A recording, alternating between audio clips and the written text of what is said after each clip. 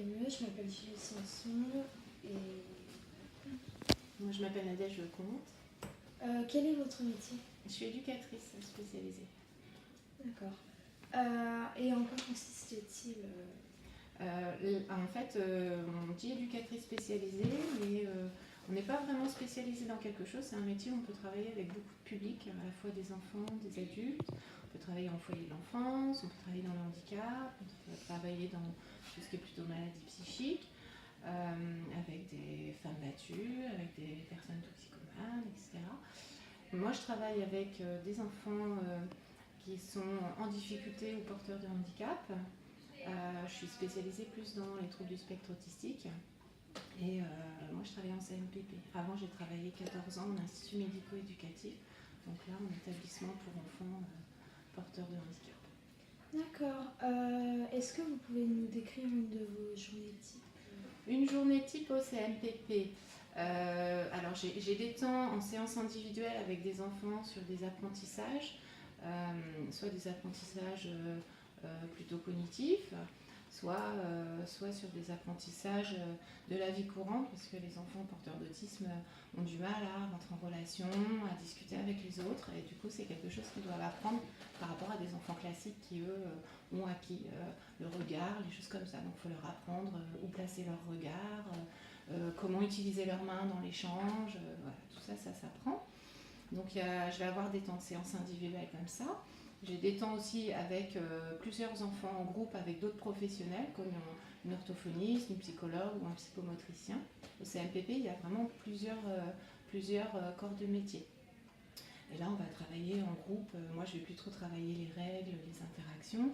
Mon collègue psychomotricien, il va plus travailler sur sa partie de motricité du corps, etc. avec les jeunes. J'ai une partie de mon travail qui est plus destinée au diagnostic pour poser vraiment le diagnostic d'autisme au niveau des enfants qu'on reçoit.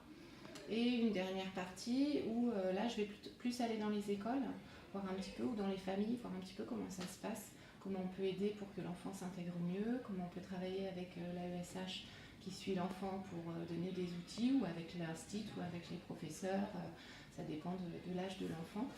Et avec les parents pour que ça soit plus facile au quotidien. D'accord. Voilà. Combien de temps d'études il faudrait faire pour ce travail? Alors moi je suis passée par un bac général économique et social. Maintenant avec la réforme je ne sais pas quelle voie il vaut mieux prendre.